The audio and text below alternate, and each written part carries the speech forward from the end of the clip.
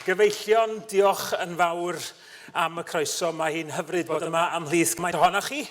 A hithan flwyddyn mor arwyddocaol yn hanes yn plaid ni. Dwi'n gobeithio gwneud y gynulleidfa ehangach faddau fi am gymryd munud bach ar y dechrau fel hyn i sôn am achlysur yn canlwyddiant ni fel plaid. Di ddim cweit yn amser i fi ddymuno penblwydd hapus i Blaid Cymru eto. Mi ddaw'r cyfle swyddogol hwnnw yn y Steddfod Genedlaethol yn Wrecsam mis Awst, a dwi'n edrych ymlaen yn fawr iawn am hynny. Ond dwi am edrych yn ôl ar ganrif o'n bodolaeth ni, a beth sydd dros y ganrif honno wedi gwneud yn plaid ni yn gwbl unigryw yng ngwleidyddiaeth Cymru. Mi ges i dipyn o hwyl yn ymchwilio i efo be ac efo pwy da ni'n rhannu'n penblwydd, rhai o'r pethau eraill na sydd yn y llyfrau hanes yn y benod 1925. Teg deud bod yna rei sy'n fwy o faterion dathlu na'i gilydd. Sut mae technoleg wedi datblygu, dyna pryd gafodd y lluniau teledu cyntaf i darlledu gan John Logie Baird. Mae'n debyg mai dyna pryd dechreuodd Clough Williams-Ellis adeiladu pentre Portmeirion. Genedigaethau gwleidyddol o bwys, oedd hi'n flwyddyn geni Tony Benn a geni Margaret Thatcher hefyd. Ie, gwell symud ymlaen yn sydyn, dwi'n meddwl. Ac union gan mlynedd i heddiw, mi chwaraeodd yr Alban gêm rygbi ryngwladol yn Murrayfield am y tro cyntaf yn curo Lloegr. Rwan ganrif yn ddiweddarach, mae Portmeirion yn drysor cenedlaethol. Da ni'n dal yn cyfri cost dyddiau Thatcher, a da ni dal fel yr Alban nôl yn 1925 yn cael boddhad mawr pan da ni yn curo Lloegr yn y rygbi, ond yn teimlo'r boen i'r byw pan da ni'n colli, ond mi ddaw dyddiau gwell, dwi'n siŵr o hynny. Ond ganrif yn ddiweddarach, be di'n gwaddol ni fel plaid? O wreichion gres a gobaith 1925, be sy'n dal heddiw yn sicrhau fod tan yn boliau ni o hyd yn 2025 i fyny y gorau i Gymru. It was Martin Luther King who said, "You don't have to see the whole staircase, just take the first step." And that's precisely what happened 100 years ago in the Maes Gwyn Hotel in Pwllheli when a Blaid Genedlaethol, the National Party, was established. We can only hope that those who met on that August day with vision and determination would be proud of their enduring legacy today. By the way, the story has it that the reason DJ Williams, one of the early Plaid Cymru giants, of course, missed that fateful meeting was because his train was late getting into Pwllheli. Some things never change, I guess. But friends, as we remember those who came before us, let me take a moment to pay tribute to two of them for their contributions, not only to our party, but to our nation too. David Ellis Thomas's service to Wales was driven by a sense of vision and purpose, and no lack of charisma. As a key architect of Wales's modern democracy, I know David would want us to keep building the inclusive, outward-looking, green and European Wales we all want to see. Diolch, David, am helpu I osod seiliau cadarn ar gyfer dyfodol ein cenedl.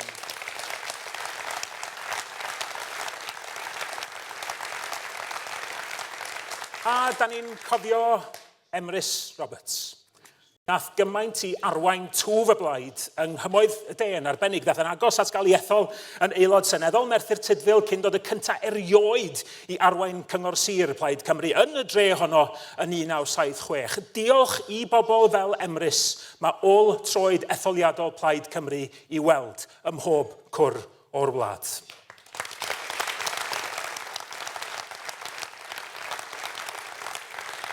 So a century may have passed since Plaid Cymru came into being, but not a day goes by without the realization that each and every one of us stands on the shoulders of those giants. Mark Twain once said that history doesn't repeat, but it often rhymes, and it certainly does. There are many constants, aren't there, to be found in the challenges our party has tried to address, has sought to overcome since its inception 100 years ago. Poverty, lack of opportunity, economic stagnation, continuous injustices at the hands of Westminster, whether the government is red or blue. But Plaid Cymru has been consistent in its conviction, resolute in its resolve to say that this is not as good as it gets for Wales. Because unlike Labour, we won't say one thing in opposition and another thing in power, time and time again, slamming Tory austerity, then delivering their own austerity. We won't waver on 1950s women or on the Crown estates. And unlike the Tories, well, it hasn't taken us 15 years to decide that Wales is, after all, owed billions from England-only spend on HS2, demanding action now when they can't deliver it, silent when they could have. Because our principles, well, they're not dictated by our proximity to power, are they? They're driven by what is best for Wales. And despite the challenges, the many threats to our communities, our language, our industries, our culture, everything we hold dear, Dafydd Iwan is right. Dani yma o hyd. We are very much still here. But being yma o hyd in itself isn't enough. Yma I beth? That is the question. It's not just we are here, it's what are we here for? It's a question we ask ourselves today. We have an election to win next year, a new Wales to win, and we have to be clear what it is that we're trying to mend, what the vision is for Wales. Of course, it's a question that we can ask in a worldwide context too. I, like so many of you, grew up in the shadow of the Cold War. And the international chill that's returned in recent months is something that worries us all greatly. We've drawn strength from standing together internationally, but seeing a new president tearing up the Paris Climate Agreement, withdrawing from the World Health Organization, threatening the Palestinian people with ethnic cleansing, siding with the Russian aggressor, these things go against the grain of all I and we stand for. Curtailing trans rights, banning the use of federal funding for abortion and continuing an assault on women's rights, attacking diversity and equality as bad things. And many Americans I know are as worried as I am, of course. But whilst it's so easy to feel despondent, to despair at how a change of leadership can set back an entire society, set back the world, let's remember the actions of Bishop Marian Edgar Buddy, her courage and defiance to look a president in the eye and speak the truth, whatever the consequences, should inspire us all.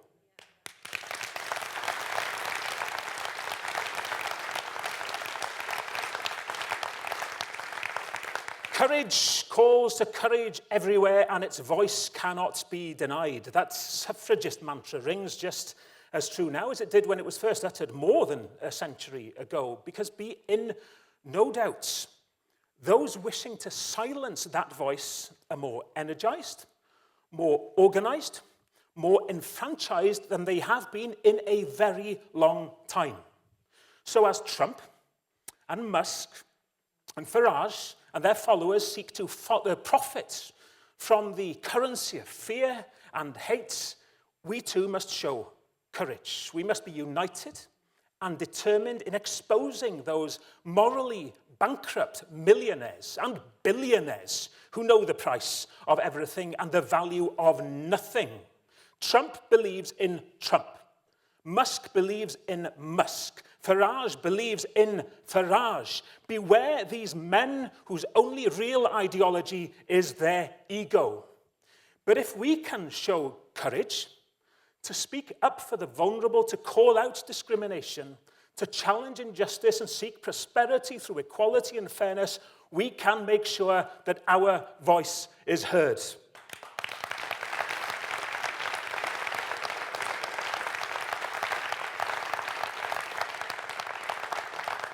From Kharkiv to Khan Yunis, we stand with the innocent civilians of Ukraine and Gaza.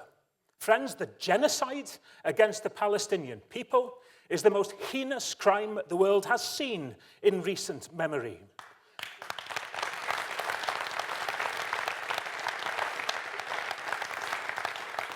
The horror of October the 7th shocked us too, and the world condemned the terror then, and I still do, we all do. But the Israeli government must be held to account for its abhorrent actions in punishing an entire population. And as the so-called leader of the free world chooses to empower the Kremlin, we must join our European neighbours in showing solidarity with Ukraine and its people. Our message is clear. We must support the right to self-determination and stand for peace, not appeasement.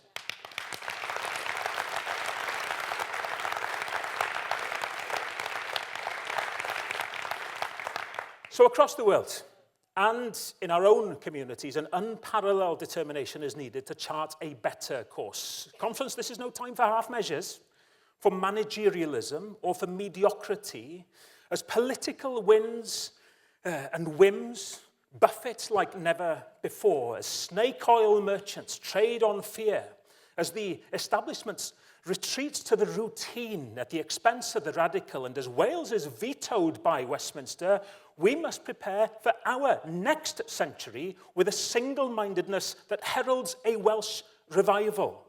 There was a time when that very possibility was floating in the air. Consider what the late Rhodri Morgan told a Labour audience in his 2009 conference speech. He said this: over the decade of devolution, I've seen Wales grow enormously in confidence, learning the art of government, getting used to making our own decisions, moving away from the old culture of blaming others for anything that goes wrong. We would not and could not go back to the old days of going on bended knee for help from the likes of William Hague and John Redwood, those figures from what now seems like a prehistoric past. That era is over forever and ever. Finito, dead as a Norwegian blue dodo, he said, as only Rhodri Morgan could, to be fair.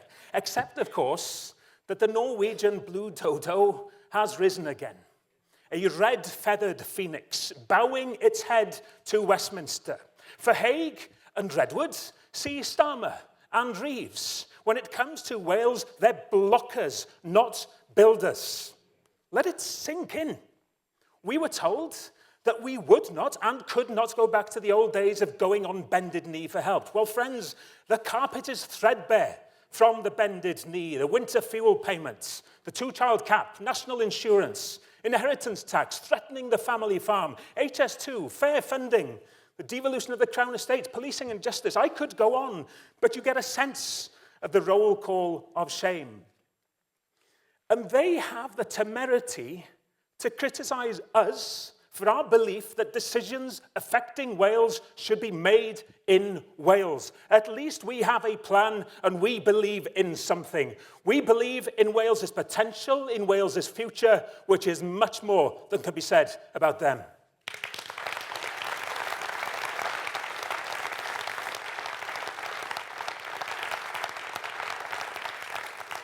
Felly, rhan pwysig o'r ateb i'r cwestiwn yma I beth ydy y mae gynnig rhywbeth gwahanol.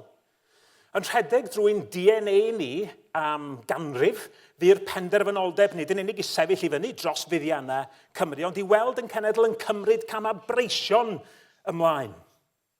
Tryweryn, buddugoliaeth Gwynfor, deddfiaeth, cefnogi'r glowyr, gweithwyr ffyrodo a phensiynwyr ASW, iawndal i'r chwarelwyr, gwrthwynebu rhyfel Irac, referendwm 97, pwer a deddfu llawn, pryda ysgol am ddim.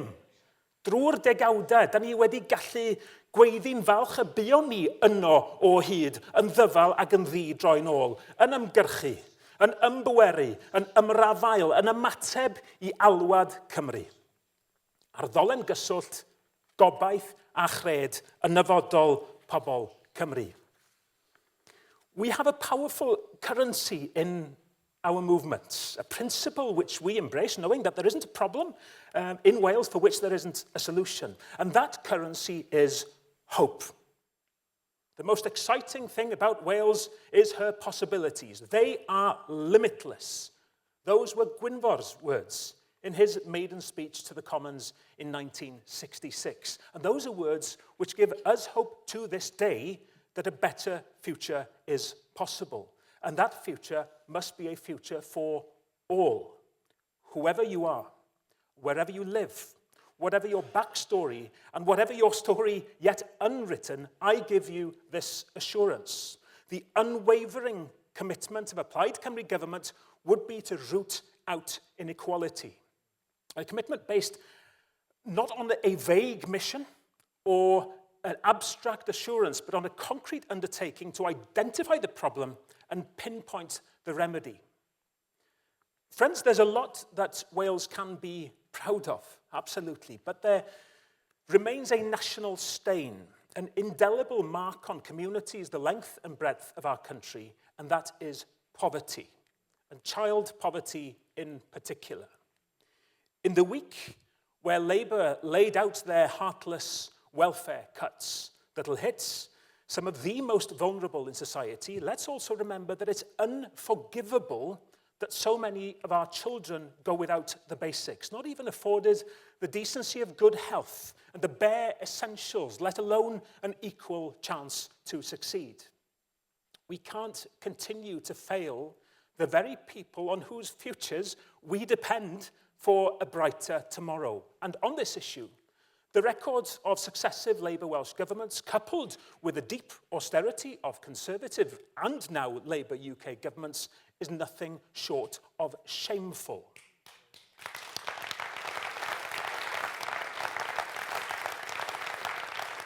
You know, sometimes we'll see a percentage point shift here and there, but the bottom line is that 3 in 10 of our children still live in poverty. What's worse is that governments have allowed it to become the norm, driven by a fantasy that an economic upturn alone will shift the dial. Conference, it simply won't. The UK government won't see progress on child poverty by the end of this parliament, even with high economic growth, if investment in social security doesn't form a part of its child poverty strategy. That is the stark conclusion of the Joseph Rowntree Foundation. Its annual report on UK poverty is further proof that Welsh government action is inadequate and that paying lip service to deprivation has become its state of being.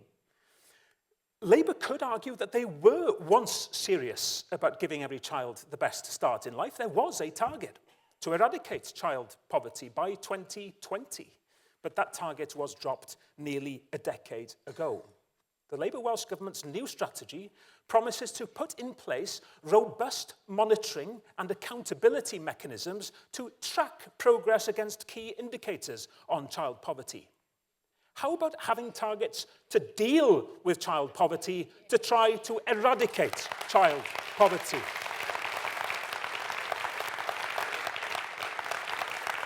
Their actions simply don't meet the scale of the problem. Their strategy lacks both the foresight and provision to make a discernible difference. As the Joseph Rowntree Foundation says, even if the UK economy grows significantly more than expected, overall child poverty rates will show little change and could even rise if growth benefits higher income households more than the lower income ones. Specific, targeted policies are needed if child poverty rates are to come down. Now, drawing on the experience in Scotland and learning from its transformational benefits, I can announce today that a Plaid Cymru government will begin the process of implementing a child payment in Wales, a weekly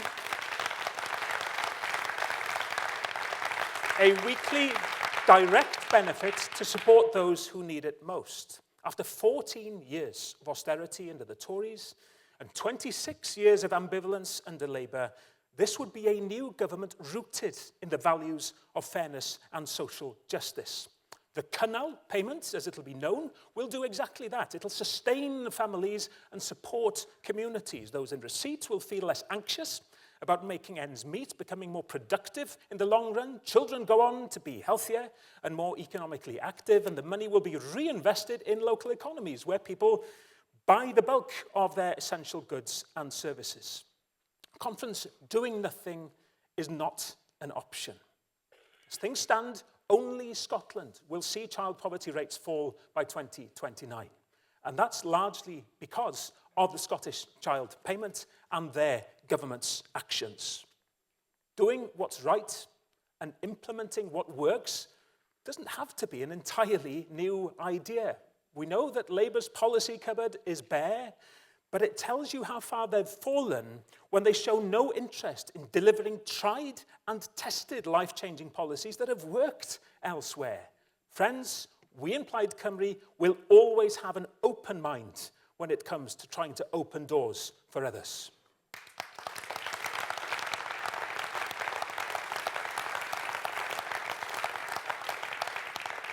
The truth is that the establishment wants to stifle, even obstruct our ambition.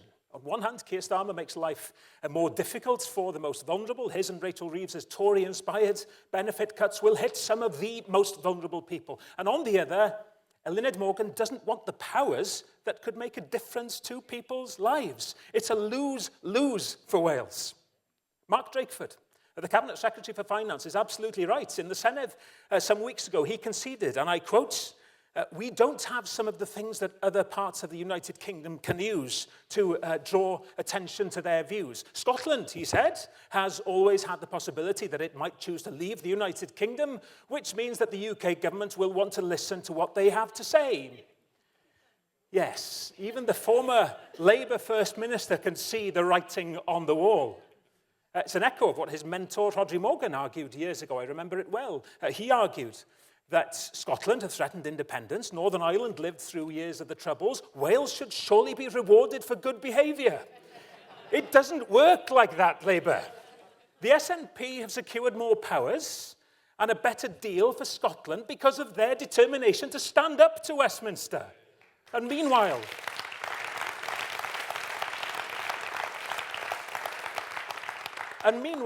in Wales, we have a Labour First Minister blinded by party loyalty, too afraid to rock the boat, pandering to Starmer, stuck in the middle of the road and failing to move our nation forward.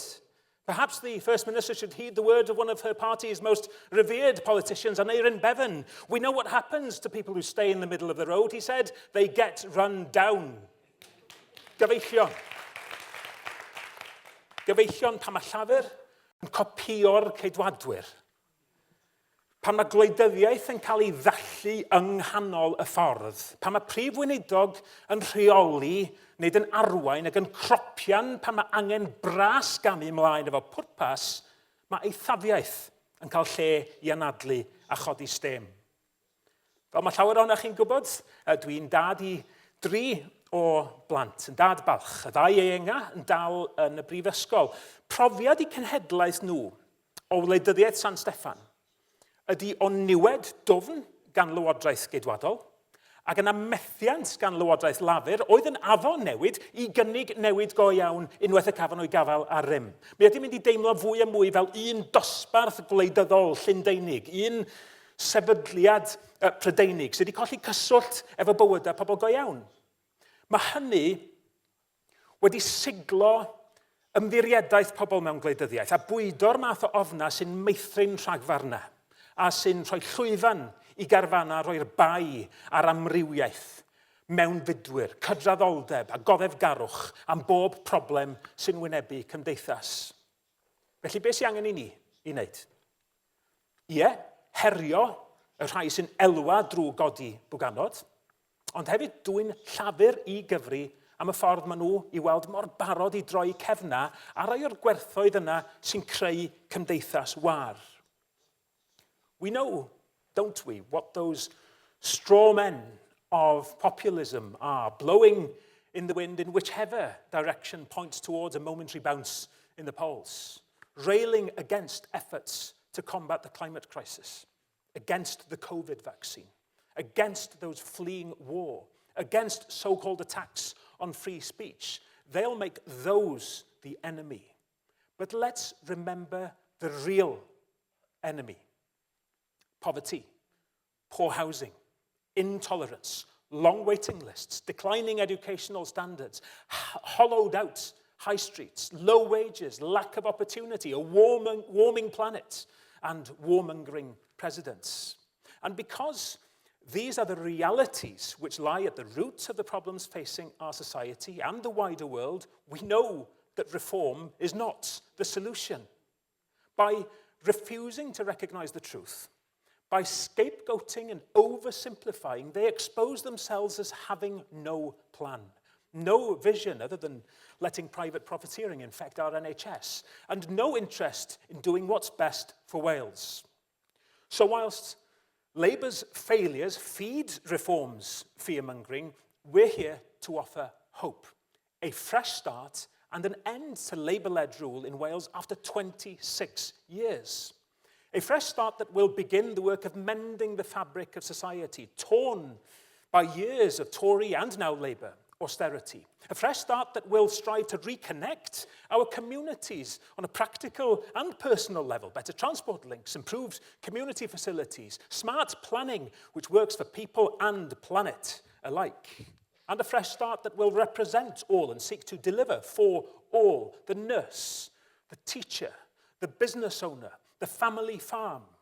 Our mission will be to inject a new sense of determination into making the government work for all the people of Wales, whether that's on the economy, on public services, or on the environment. Where we do face a crisis, a Plaid Cymru government will be determined to meet head on. Under my leadership, the days of a can't-do attitude in Welsh government would be over. Now, I share frustrations at the way governments, red and blue, have failed our communities. But we'll offer a government that works with those communities, that has real ambition for our nation's future. And my first meeting with Keir Starmer as Plaid Cymru's First Minister of Wales, well, it'll mark a new beginning. The start of discussions on building a new Welsh nation. I'll do all I can to make it a constructive relationship, certainly. But for one thing, the future of Wales will clearly be the only focus for me. No party loyalties to balance or blind loyalty to a broken union. And there'll be a plea to see Wales differently in so many ways, not just as fertile ground for electoral fodder or for fleeting campaign pit stops and photo ops, not just an afterthought, fourth in line behind England, Scotland and Northern Ireland because their first ministers and mayors refuse to settle for less. Not just a dead cat or a nodding dog to change the subject or cheer him on when times are tough, but a nation whose people deserve the respect of being heard, of being listened to. And there can be no ducking the HS2 issue then, no dodging when the Crown Estate should be on the agenda, or turning away when fair funding has to be on the table. The UK government will have to respond. Now, they can't keep turning us down, of course, forced to be honest about where exactly their loyalties lie and where Wales stands for them. But we'll keep making the case, focused, determined, and like this Labour Welsh government that's just given up. All those issues I mentioned, though, will only be the building blocks, events, as someone once put it. Yes, I'll have that constructive professional relationship with the Prime Minister of the United Kingdom, but we must put him on notice that the relationship will change because our destination demands it.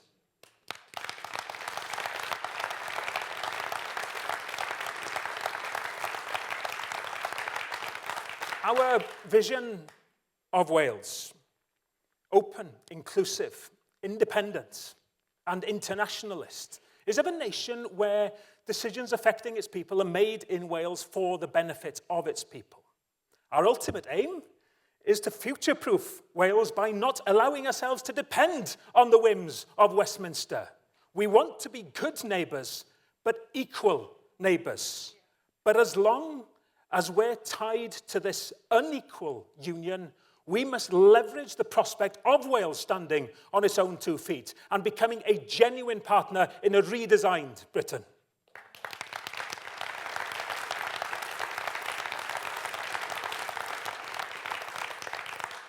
As Mark Drakeford said, when Scotland speaks, Westminster listens. And when Wales speaks, with a Plaid Cymru First Minister at the helm, they'll need more than platitudes to silence us. Be in no doubt, it's a win-win when we negotiate with a mindset of an ambitious nation, focused on rebuilding public services and the economy in Wales, whilst also standing up to Keir Starmer and UK Labour.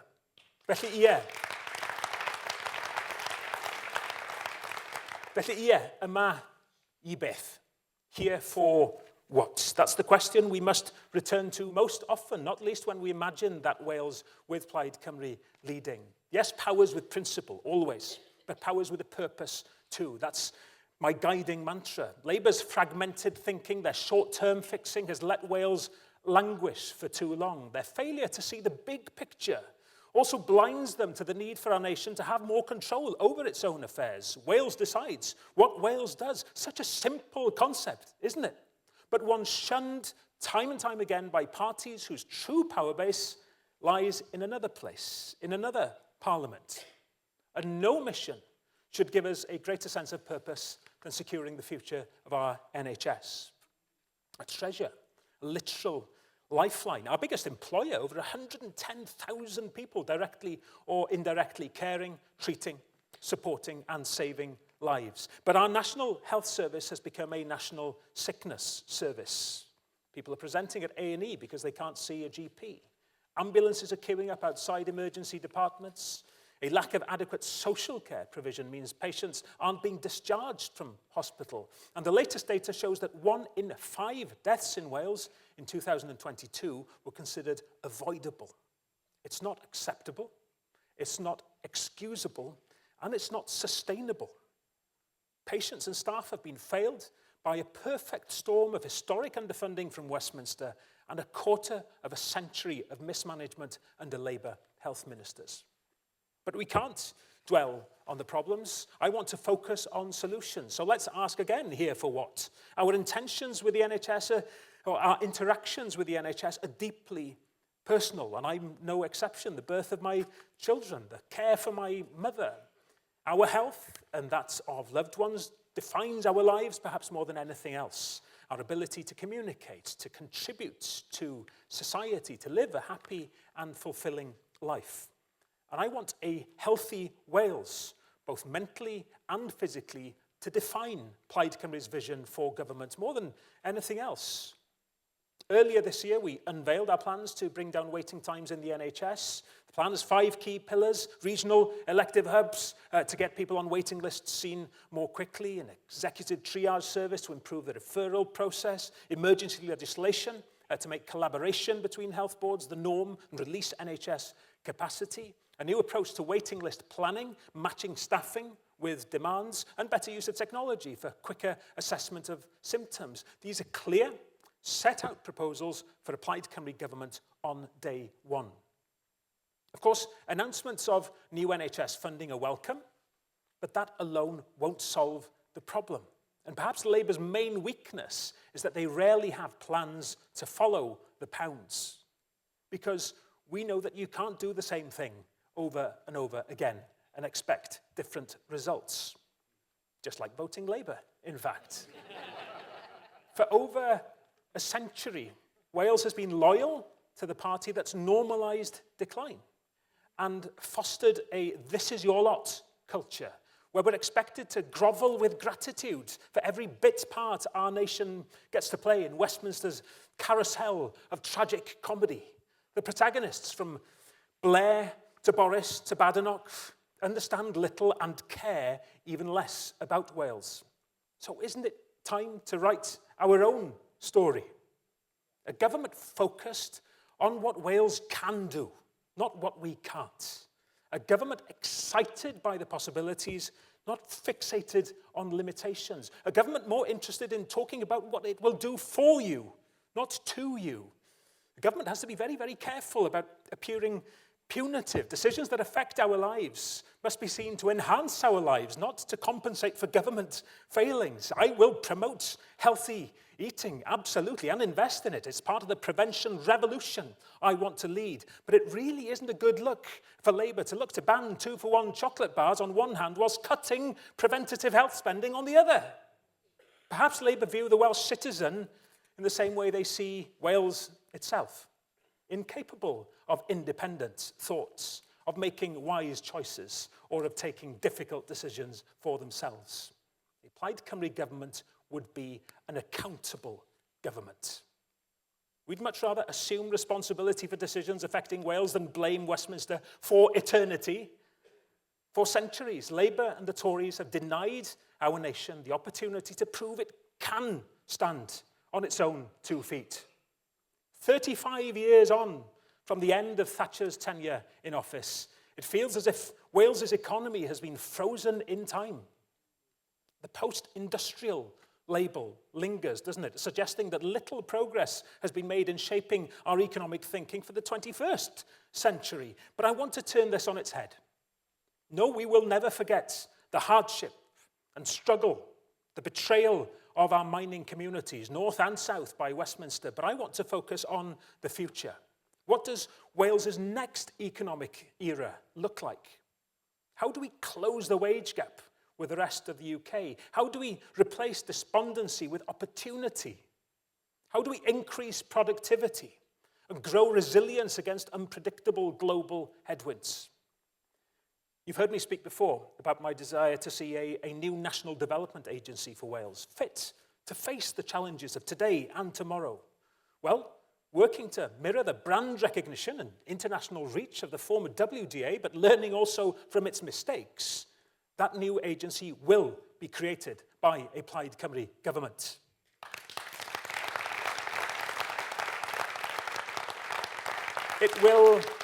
It will act as a one-stop shop for business support, offering constructive challenge to government. I'm not advocating a carbon copy of the original agency, but instead a more modern iteration to move beyond past approaches on attracting here today, gone tomorrow forms of foreign investment. A key priority will be to provide a vehicle to overcome Wales's ownership gap. I want to create a new prosperity in Wales, building and keeping profits in Wales so we can collectively keep investing in our own future, creating more jobs, better wages for you, a better future for your children. A Plaid Cymru government will help small and medium-sized enterprises to thrive, the lifeblood of our economy. They were hit hard by the pandemic, of course. Now they face the Labour UK government's national insurance contributions hike. And while the Labour Welsh government have cut funding for further education, I want to see a renewed focus on apprenticeships so we can nurture the skilled workforce of the future that a growing business economy needs. By better aligning education with industry and the needs of industry and helping to retain local talent, a Plaid Cymru government would take a more strategic approach to ensuring that all our young people are able to fulfill their potential, whether academic or vocational. And be in no doubt, Plaid Cymru will ensure that Welsh universities have a sustainable future, because when our educational institutions are eroded, society itself regresses. Curiosity, critical thinking, innovation, progress are all threatened when our higher education sector faces decline. That's why we in Plaid Cymru have urged the current Welsh Government to work with us, work cross-party with the sector itself to undertake a wholesale review of our universities. Such is the crisis we face, we have to work quickly. Cynhadledd gorau arf disg, medda'r hen dywediad. Mae mor wir, ac mae'n anodd cofio cyfnod pan fo'r angen i herio, i gadw meddyliau agored ac i amddiffyn y rhai sydd ddim yn gallu amddiffyn eu hunain wedi bod mor bwysig. Mae ton o gasineb ac o gamwybodaeth yn enwynebu ni, ond yn wahanol i'r pleidiau Llundeinig, fydd Plaid Cymru ddim yn cowtowio nag yn cyfaddawdu ar be da ni yn ei gredu. A gadwch i fi fod yn glir, mi fydd hyn wastad yn cynnwys arddel Cymru heddychlon, ryngwladol, sy'n falch o'i hunaniaeth Ewropeaidd. A fydd byth yn troi cefn ar yn perthynas efo'r cyfandir. Partneriaeth unigryw sy'n yn cyfoethogi ni yn ddiwylliannol, yn gymdeithasol ac yn economaidd. Gyfeillion Cymru Ewropeaidd fyddwn ni bob amser.